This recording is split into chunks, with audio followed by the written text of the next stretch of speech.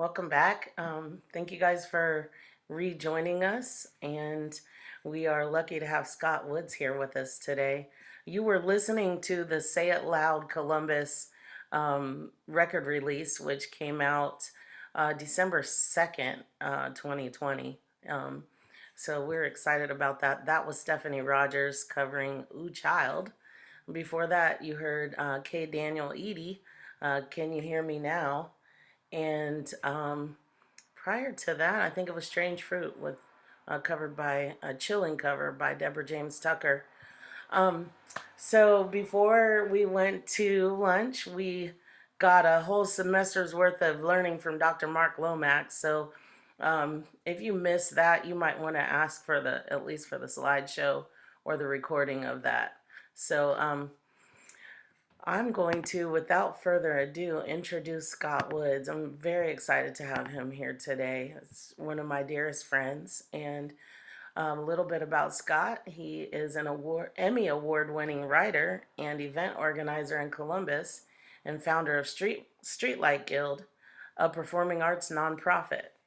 He won the Greater Columbus Arts Council's 2017 Columbus Makes Art Excellence Award for his event series Holler 31 Days of Columbus Black Art, which I was honored to also be able to participate in. And if you've ever organized an event, you can probably imagine how crazy and difficult it must have been for Scott to organize 31 entire days in various venues with 31 artists, all Black, which was really powerful and well deserving of that award.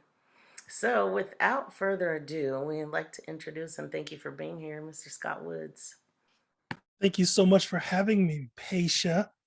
And a thank you to MTSO and the whole Art of Justice crew, Kathy Dixon, Elizabeth Boyer, but especially Paisha Thomas, who initially asked me to participate and who, as she intimated, is a longstanding friend and artist that I have a great deal of respect for, and who I'm always having to remind that she does too much. But to the point, thank you for being here with me on a Saturday afternoon. That you are here with me on a Saturday afternoon in any artistic capacity is phenomenal, and you should all give yourselves a hand. At the same time, right, art is so ubiquitous, it is so everywhere, that we should almost kind of be sad about this, that art has been shuffled into the optional parts of our society so that it feels like something we have to make time for, right? So there's a little bit of a, not a love-hate, but more of a love, oh shucks kind of thing going on, right? But I want to kind of tell you what today's going to look like, and then we can kind of get into the business of it. Basically, I'm going to talk a lot up front. And so you won't have to really do anything. You can just kind of listen and get into it, take notes. You can put comments or questions in the chat. I believe I'll be able to see that. And then once I kind of get through my rap, then I'll probably, I may do like a poem or two, and then we could do some Q&A, some back and forth, right? So sit back, relax, chill. I'm probably going to say some things that will make you not sit back, relax, and chill. But that's why people ask me into these things, right? So that I can tell you very honest things. And today's subject is one that is very near and dear to me. You know, anything that's related to art and justice or art and activism is extremely important to me. And so let's just kind of jump into this, yes? And I'm going to focus a lot on protest and movement talk, okay? Because we don't spend enough time interrogating those things. And so I really want to take a moment to just kind of sprinkle a little bit of awareness on that piece of it. So let's go. Artists are always on the, oh, and before I begin, let me point out that when I say artist, I mean all creative types, okay? I don't just mean painters and sculptors. That's everybody who creates things with the intent for it to be art, okay? I just don't want to say creators all day. But here we go. So artists are always on the front line of protests and movements. This is because artists are generally people affected by the kinds of issues that make movements happen, right? Artists are generally people who are not exclusively supported by their art, right? Like 99% of artists are not just straight self-maintained working artists, okay? And conversely, artists are affected by all the same things that school teachers and plumbers are. So for most artists, art is just another word for work. So despite being enlightened beings who channel the spirit of the universe through our fingers and voices, we struggle with the same things that everyone else struggles with. We need housing and to not be killed by police on sight, and good schools and livable wages and political representation. So art may be escapist, but it does not chuck us out of society, okay? Given the opportunity, like I do today, I always feel compelled to draw out what art is not. Artists and no small amount of audiences frequently say things like, art is ... And usually 2 seconds after that sentence is complete, it's wrong, right? And I make these distinctions about what art is and what art isn't, not because I want to give artists the back door, but to weed out the pretenders, right? Activism is serious business. It is not a game. The civil rights era was activism. And while some dope protest music came out of it, the movement wasn't filled with a bunch of poets and guitar players. Business owners died. Parents were assassinated during that activism. People gave their lives so that we could have this very conversation right here, right now. So I want to make crystal clear that I bring up the point of what art isn't, so that when you decide to commit your art to activism, you understand what the stakes are. So be honest about your motivation, be honest about your intent, be honest about what you define as success, be honest about what your lane is. That way, I, as another artist, as an activist, as a member of a community, as a target, know what to expect from you, okay? And then I won't apply things to you that don't apply, and you don't owe me things that you don't owe me, right? If you just want to do the bar gig, then go do the bar gig, right? So art is not intrinsically good, which is why so many artists are horrible people, right? Art is a tool. It can be made to do things, right? Like I'm a writer primarily. So, but writing isn't revolutionary or beautiful or powerful or life-saving. It can be any or all of those things from time to time, but it is not writing's job to be those things. That's the job of the writer, right? Or the reader, or both of us. You don't get to put your inability to change the world on my writing, okay? And neither do I. So for many artists, like the act of creating art often feels like this religious experience, right? We get very caught up into, there's a euphoria that comes with it. People respond to it with great emotion. And I've been running a weekly open mic, a poetry night for 21 years. And many of the poets who come to it refer to it as like attending church. It's like a service to them, like their weekly service. And I get why they feel that way, right? It's very cathartic, very therapeutic. But as pastors go, I'm horrible at the job.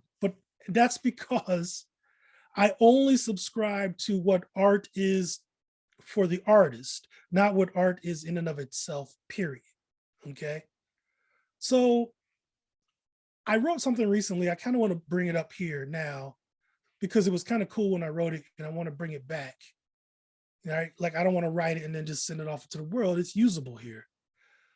But I want to point out a couple of quotes that were written by famous writers in this instance and what they've had to say about how important art and craft is. And then I want to tell you why they're wrong. Okay. The first one is Harlan Ellison. He was an extremely famous, largely science fiction writer, but also did many other types of things. But he is quoted as saying or writing is the hardest work in the world. I have been a bricklayer and a truck driver, and I tell you, as if you haven't been told a million times already, that writing is harder, lonelier, and nobler and more enriching. End quote. Now, that's not true, right? Writing is not the hardest work in the world. I can tell you, as a writer who has written very hard things in very hard ways, that cutting grass for a living is still harder than writing. I did cutting grass for 6 years. I never want to do that again, ever. I want to pour concrete all over my backyard. Okay. So writing is not the hardest work in the world. It's not even the hardest creative work in the world. Okay. So I'm sorry, Harlan Ellison. Another writer with something to say, Kurt Vonnegut, right? Probably had to read him in school, Slaughterhouse-Five, something like that. Anyhow, Kurt Vonnegut said this, he dropped this stone cold bar, quote, writers get a nice break in one way, at least. They can treat their mental illnesses every day, end quote. Now, this is horrible advice, right? Like writing can be therapeutic, art can be therapeutic, but it should never be seen as a replacement for actual therapy, right? If you need therapy, I implore you to get it. So that's also not what art is, right? It's not therapy, although it may be used that way. It's not the hardest job in the world, although it may be very difficult at times. Here is a quote by a writer who I think gets it. This is by Jeanette Winterson. She's a British writer, mostly of novels, but she wrote this one book where I got this quote from called Art Objects that's amazing and everyone should own it. Anyhow, it's just one sentence and it goes like this, quote, the writer is an instrument of transformation, end quote. Now, you can just put artist in there where she says writer and it's equally true. And this is like the truest thing that could be ever true about art and creating. This is a truth that applies to any book that's ever been written, any song that's ever been written, any painting that's ever been painted. The artist transforms by virtue of having been creative at all, right? It may only change the world of the artist, but the world isn't really the world, right? The world is not what we see it as. The world is billions of worlds interacting with one another. That's what the world is, right? The ultimate macrocosm, okay? So understand that art is transformation. I need you to hold on to that nugget, right? That's exceedingly important, not only in this conversation, but in your life, okay? Here's something that I want to touch on too. Inspiration, right? Especially as it pertains to the kind of work that we're talking about. People always ask writers where we get our ideas from. They ask musicians and painters this probably as well, but nowhere near the same level that writers get it. There's probably lots of reasons for that disparity, probably because writing looks harder than some of the other things, right? But when you do activist art, almost no one ever really asks you where your ideas come from. Part of this is because so much activist art is either bad or obvious or both. Okay. But part of this is because if you have done activist art well, your inspiration becomes moot.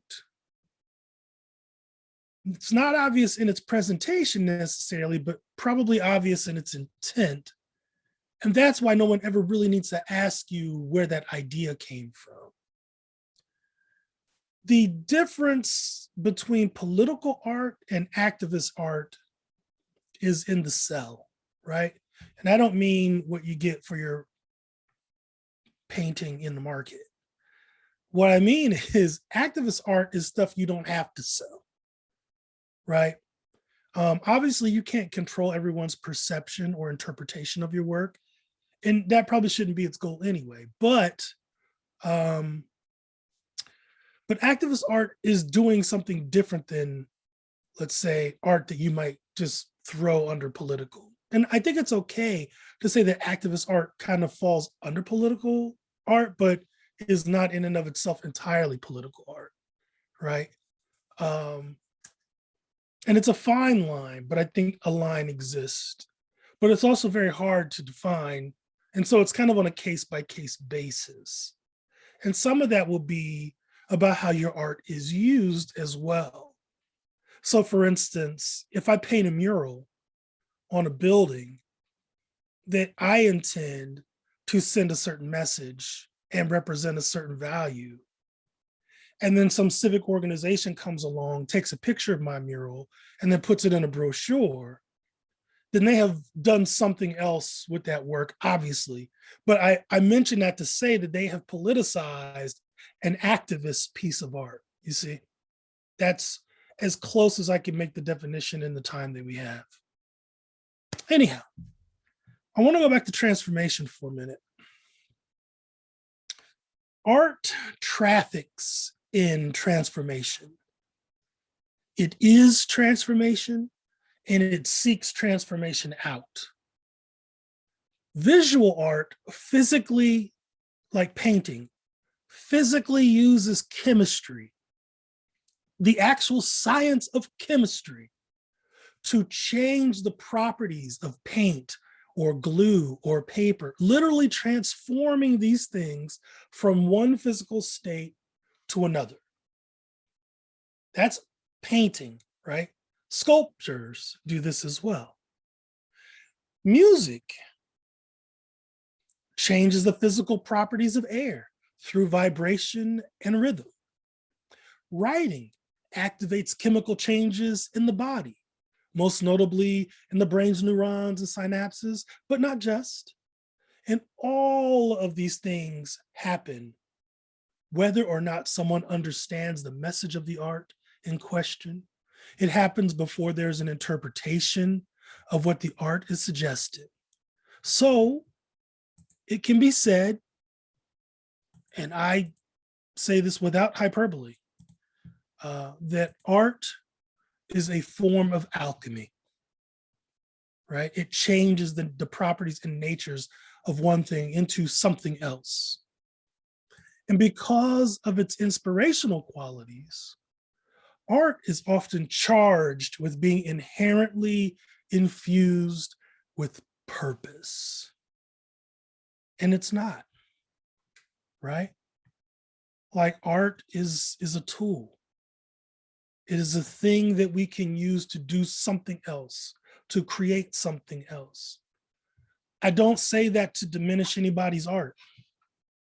I say that to separate what activist art does that art that isn't activist art doesn't, right? I'm looking in the chat real quick. Just talked about this over the break as a result of Dr. Lomax. This is why I can't follow Mark.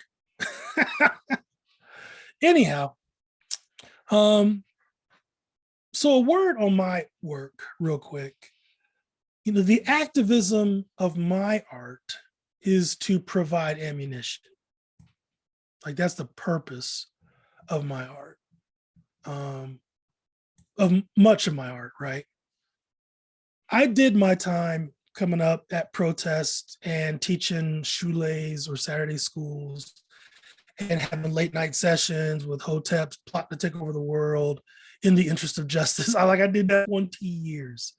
And it's a trip because, much of the time that I was in those circles doing those things, they were like laying into me as an artist, right? They did not appreciate poetry. They did not appreciate the music I was listening to. They was not into any of that. And I know there are places in the country where that was different experiences within revolutionary movements, right? Like if you were already in a kind of a hip city that had a hip cultural history and it still existed and was embraced, then that kind of rolled into the movement naturally.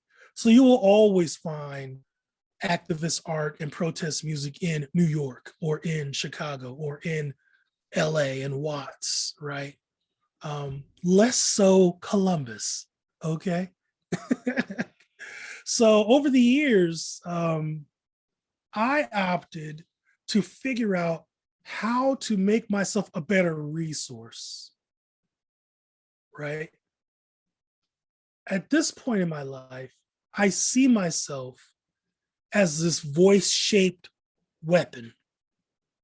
I fire polemics and interpretations and scholarship in the service of others who may not have the time or energy to do that work.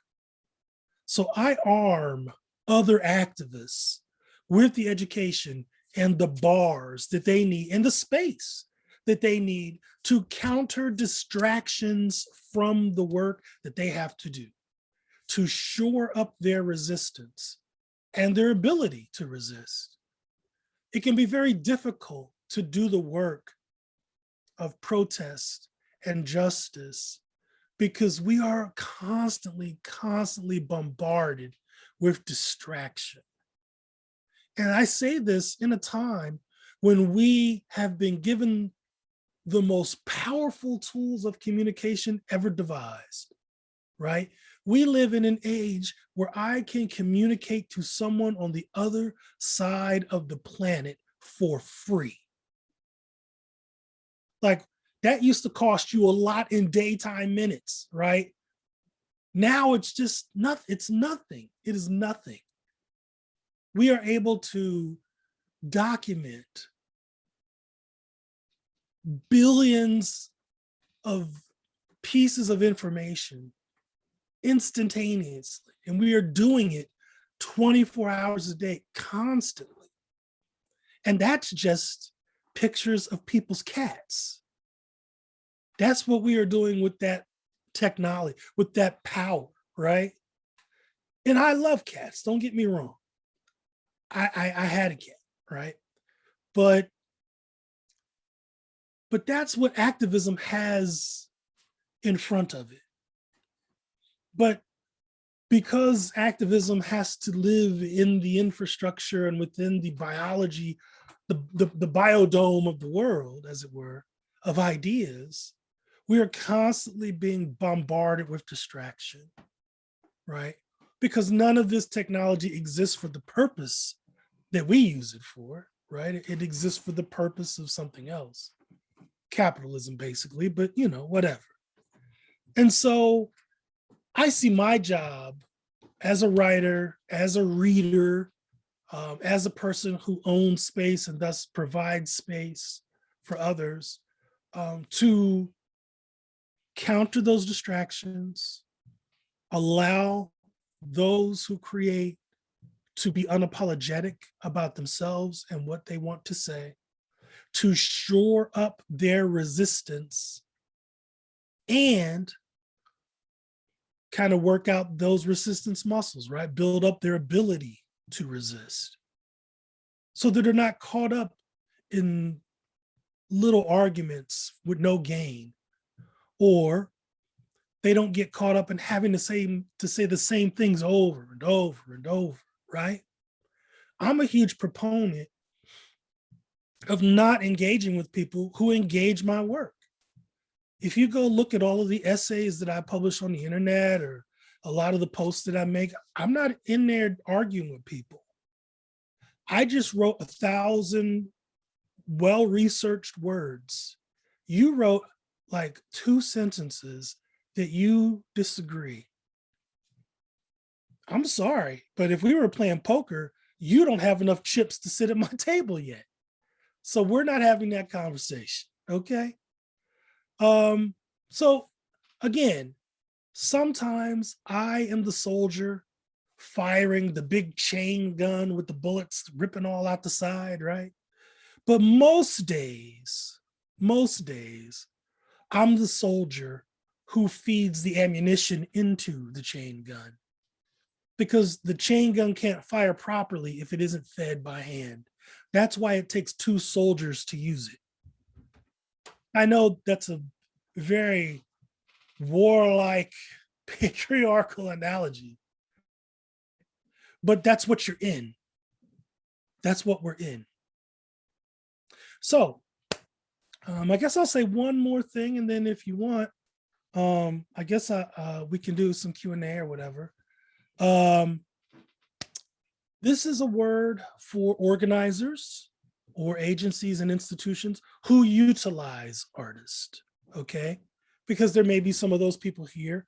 And I will tell you that when artists get together, y'all are within the top 3 things that we talk about, okay? It's really important for you as an organization, an institution, an organizer, an agency, a well-meaning group. It's really important that you engage artists the way we want to be engaged, not the way that happens to fit into whatever action step you're trying to fulfill, all right? Now, if you do not intend to, A, commit a respectable level of resources to the effort, B, concede a respectable degree of agency to the artist in question, and C, a respectable amount for services rendered to the artist in question, then don't hire artists for work that should have this kind of infrastructure. This is true even, and in some cases, especially for activist work. What is the point of your activist request of artists if you are not willing to do those 3 things? And those 3 things are together. They are not optional. They are not piecemeal. I'm going to say them again. Commit a respectable level of resources, right? So if you do not have what it takes to do the thing that you want us to do, that's a problem. The second one, concede a respectable degree of agency. That means you don't tell me what to create. I tell you what needs to happen because I'm the person that has to do the thing. I know that that's not usually how a business or an organization works, but that's not what we're talking about here, right? And C, pay a respectable amount for services rendered. The cause worth fighting for is a cause worth paying for, especially when your organization is essentially a tourist in the movement.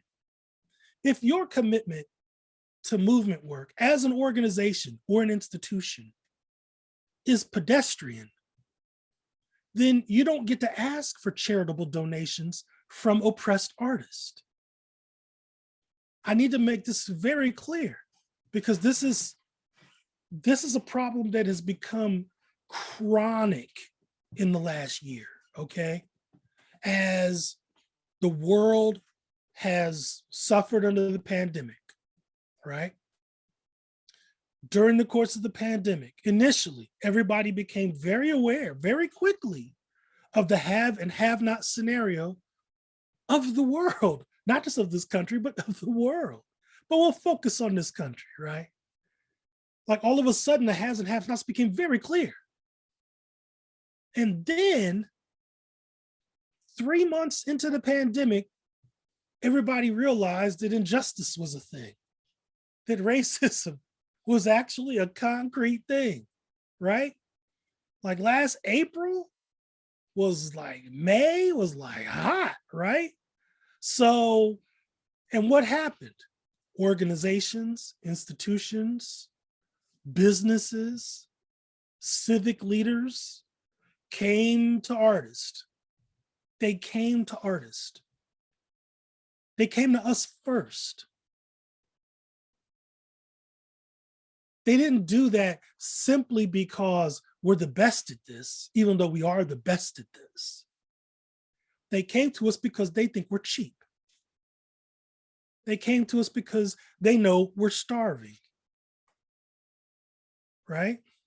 If we're honest, if we're honest.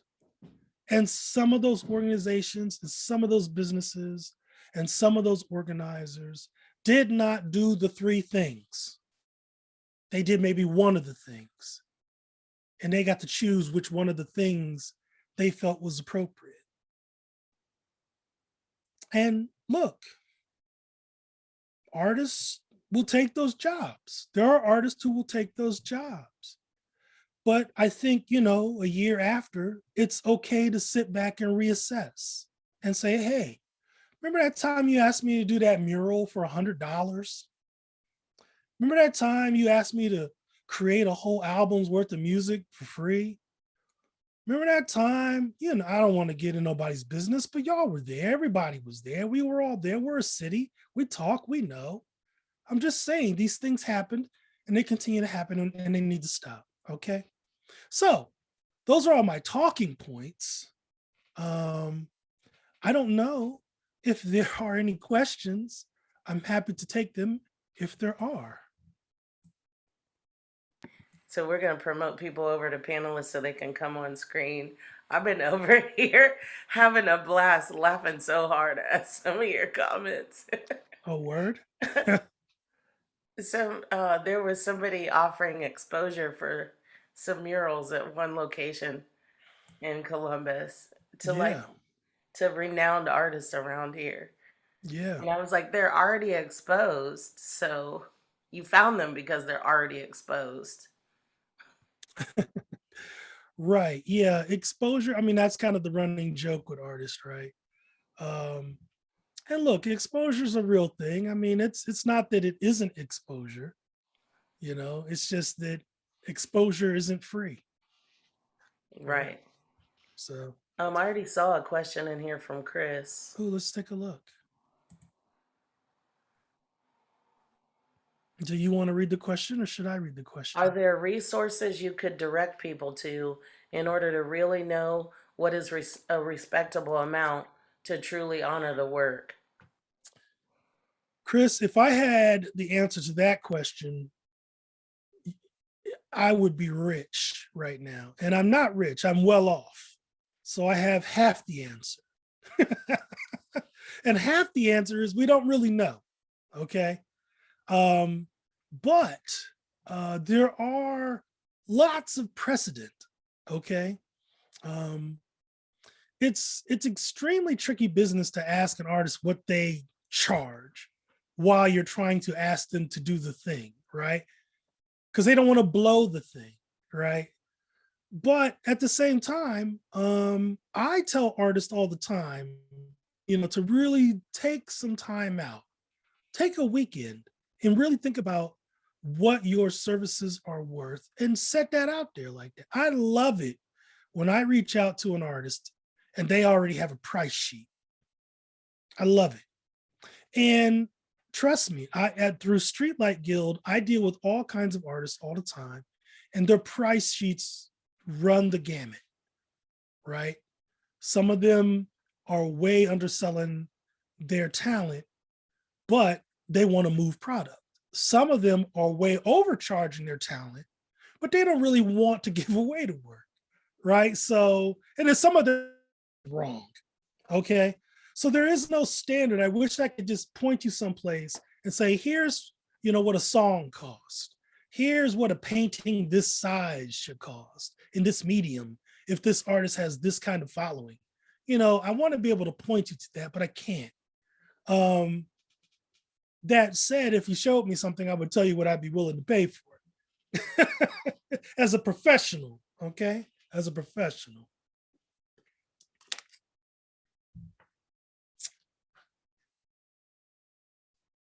But I will tell you this.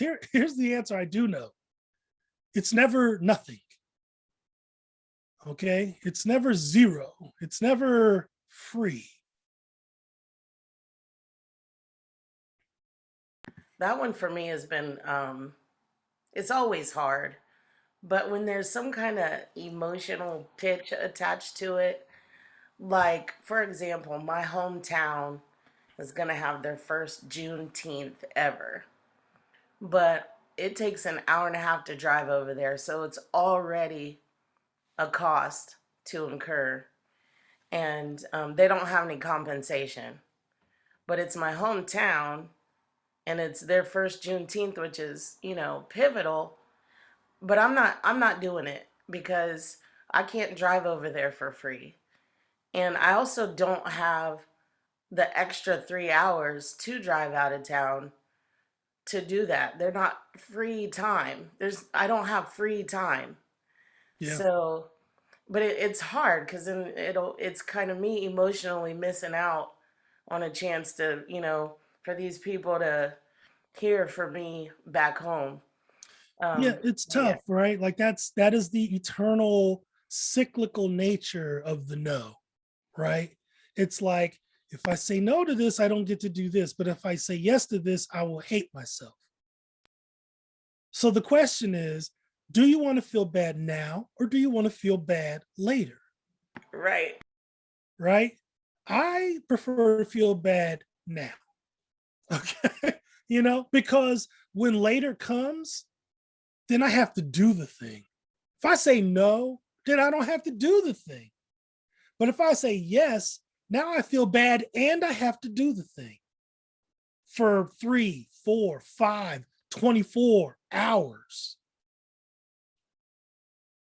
I mean, obviously, all artists, in my opinion, and this is definitely an opinion, all artists should leave some room in their schedule and in their bandwidth to do charity work. We absolutely should do that. But we should be very clear about when and how much and where that happens. And we should be clear about that before the ask comes, right? Before the ask comes.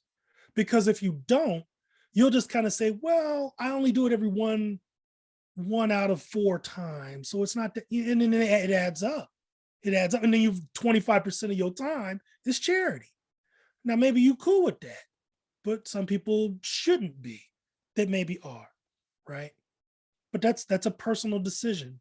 But I think we should all make that space, but we should be clear about that space, right? I'll give you a personal example and then we'll take another question. But for me, I have said, dedicated the month of May, starting in the month of May, it may go longer, but at least in the month of May, I'm not doing any of this stuff. You can't ask me to do not a Zoom meeting, not a meeting, not a phone call in place of a meeting, not a workshop. I don't care what it pays. I cannot do it in May. I can't do it because I need time. I need time to do all the creative stuff that makes me worth having me on this Zoom, right? I don't want to be laying back on a book I did 2 years ago. I need to be dope now, and I need time to be dope now.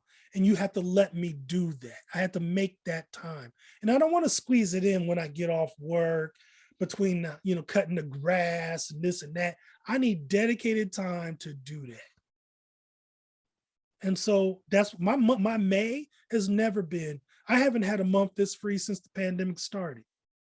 So, I mean, aside from today, my May is like flat.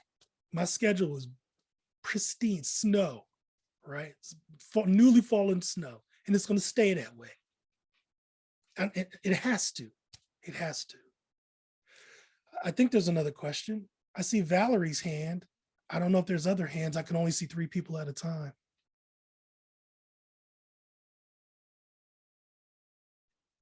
I did the Zoom thing, talking on mute, right? Hey, Valerie. Hi, this is more of a statement, and I would like your reflection on this statement. So before I say what I was going to say, I was going to say to all of you who are scholars, I hope you heard what Scott said about your time, because for real, that's a real thing. What I was going to say is when I ran a spot in Austin, Texas, one of the things that we made a habit of is paying the artists more than most people paid them, so they could say yes to some things where people couldn't pay them. So what I would say to institutions and organizations is, if you got the money, pay the artists more so that they can actually not be counting pennies around something that allows them to be an activist in the community. And I think a lot of times I'm making this statement. I think a lot of times people who are not artists think, oh, all she did or all he did was write X, Y, and Z, without any account for that driving, the time it took to write it, the time it took away from other things that they would have done, the whole 9 yards. So anyway, that's my statement. And then I kind of want your reaction to it. Valerie, thank you so much for saying that. And by the way, I used to love Austin, so there's that. Every time I've gone, I've had a good time. That said, you know, I think what you're saying is really important. And it's certainly the way that I also do business, right? I don't haggle with artists about what they charge, right? I ask them, what do you charge? And then that's a yes or no conversation. That's not a, well, what if we do this? What if we, you know, cut this corner? What if y'all don't rehearse? Or just, you know, like that's not debatable to me. What your worth to me is not debatable. The only debate is whether or not I can afford it. And so I'm with you on that. And definitely for organizations who have, shall we say, real budgets, right? If you are running a multi-million-dollar organization, I'm not paying for gas. Right. Right? Like that's not how any of this should work, right? That's true if we weren't talking about the kind of art that we're talking about, right? That would be true if all I did was spin plates. If I juggled, that would be true. But we're talking also about this layer of work of importance, of political merit, this activist art. You absolutely cannot participate in an act of activism and treat artists in that manner. Like that is counter to the whole point. That's counter to the whole point. Say that twice. I just did. So yeah, I mean, that's the deal. If you want this kind of art, it comes with a cost because it costs us. Like, and it's a thing too, right? Like, it's not like this art doesn't have an effect on us as the creators of it, right? I don't want to, like, well, I'll put it like this. As a writer, one of my investments in myself as a writer is to buy books. I need to buy lots of books. I spent $150 on magazines today, right? Just to find out what everybody was saying in the last 2 months. So there's this, if I look at all of the books that I bought that are kind of in the zone of what I write, which, you know, and I write frequently about racism and justice and equity and those kinds of things, those books are traumatic. They're traumatic to read, right? We're like, that's like a lot of what people are asking writers to do right now is to dig into that trauma and bring it out, you know, to make people aware of it, which Okay, maybe that needs to happen on some level to some degree, maybe. But I promise you, we have 100 books of that now. And I'm being conservative, right? We have 100 songs of that now. We have 100 paintings to show you of that, right? If that's what you want, if that's what you need to see to make the point, that art already exists. So just know that there's all kinds of costs come with that ask. All kinds of costs.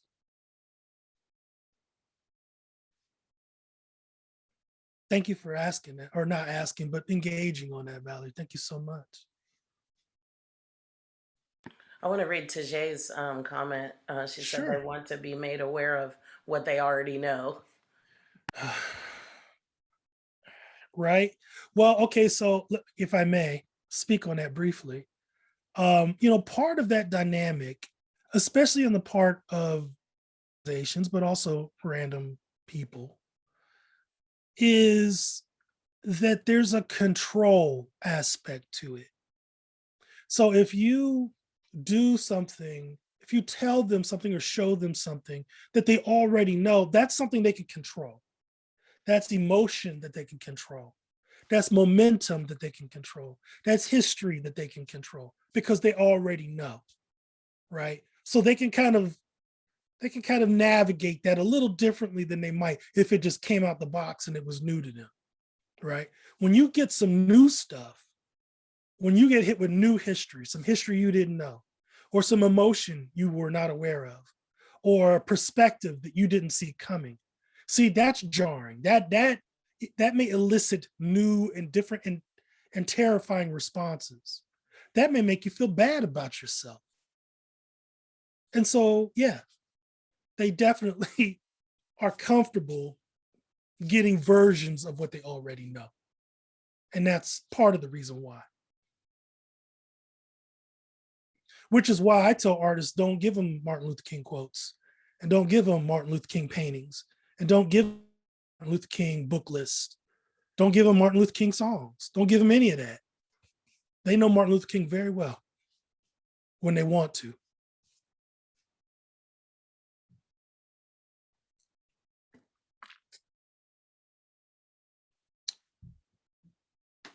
Do we have any more questions or comments? I see there's one attendee in the attendee thing. Oh, Kyle, Dr. Kyle Brooks says I would argue they know the king that makes them comfortable. Absolutely. That's not an argument. Yeah. No argument there. Yeah. I don't see any more hands raised. Yep. Actually, could I ask a question related to that? And thank you so much, Scott, for your sharing today. One of the things I'm thinking about is even in my statement here, they know the king that makes them comfortable.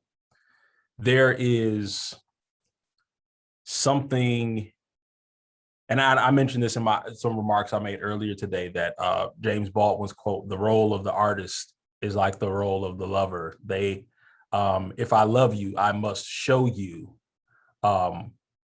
what it is I must make you conscious of what you cannot see." I'm interested a bit in whether in your own sort of art making process, or just in what you've observed, we know there's a cost involved, whether like psychically or materially, in being able to communicate to folks or to make folks conscious of the things they do not see or they don't wish to see.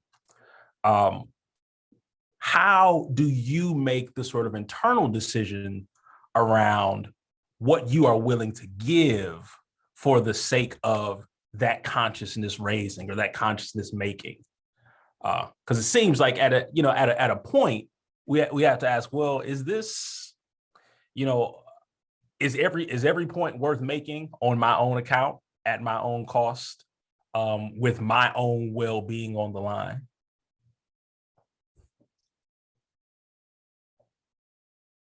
I feel like we lost Scott. Yeah, we lost Scott. I think he froze for a second, so I think hopefully he'll be jumping back.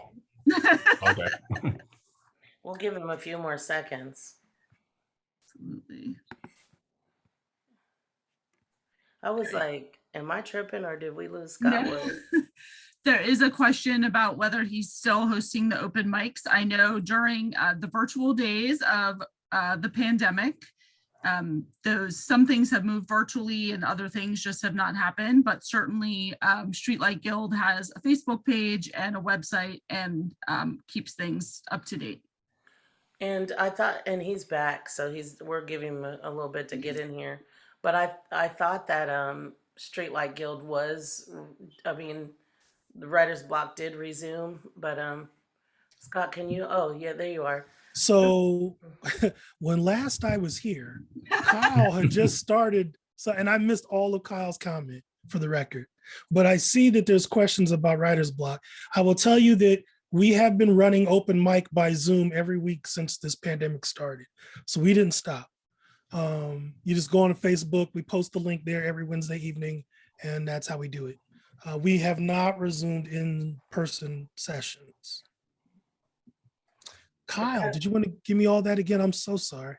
Yeah, no problem. I'll just try to concisely repackage that. So I'm asking about recognizing.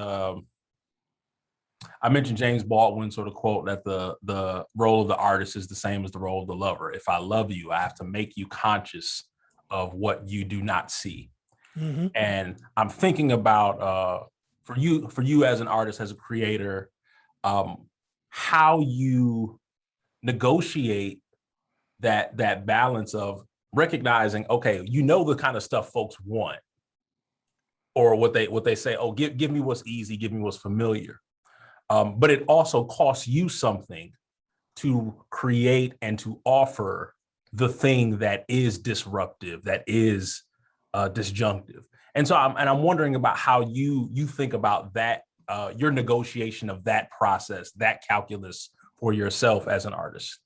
That's a great question. Thank you for asking. Seriously, I mean that earnestly. I know that sounds like what you're supposed to say. No, so for me, I'm at a point in my life where I no longer worry about the comfortable thing, right? Because the comfortable thing, and here's why. Here's how I set myself up for that as an artist. My value as an artist, regardless of whether or not I was an activist or not at the time, has always been be original. Do the thing that no one else can say or do. That's all I ask. That's all I ask of any artist, okay? But for myself, that's especially true. I cannot tell you how many times, especially with the internet being what it is in this day and age, how many times I have started writing an essay, got into, and then like saw something popped up on the internet and it was a little too close to my point. And I had to trash it. I didn't have to, but I had to, right? Like that's the standard that I put on myself.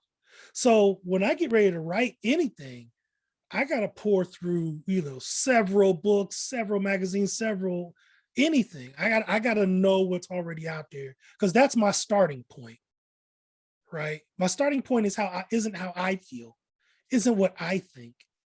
It's what I think plus 20 books, right? So, and that means I won't get to put the thing on the market today. Okay, I can live with that. Because I'm digging for a deeper truth. I'm digging for a more original truth, a more resilient, usable truth, right? But yeah, like I was saying, at this point, I don't even really worry about the comfortable thing or the easy thing. It's not even part of my work process at this point. I've basically taken it out of my work process as an option, if that kind of answers the question.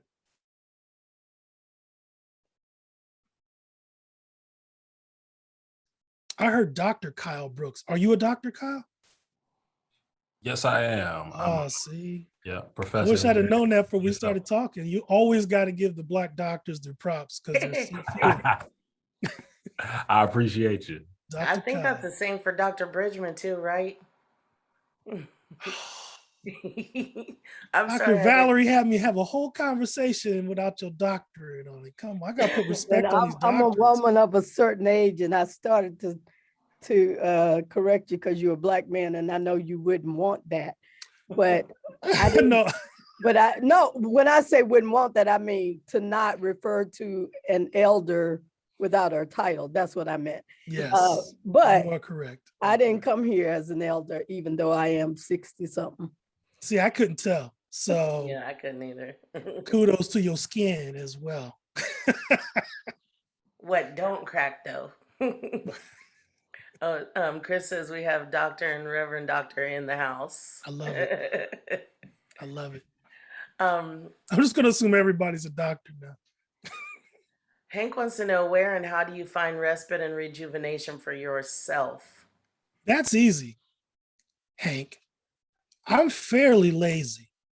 So I'm always kind of in that zone. And then you have to pull me out of laziness to get to what we're talking about, right? Like I sound like I'm a beast when it comes to that work ethic. And that is not true at all. What I have done is over many years, I have honed my ability to create in the moment very quickly, and with every tool in the toolbox, right?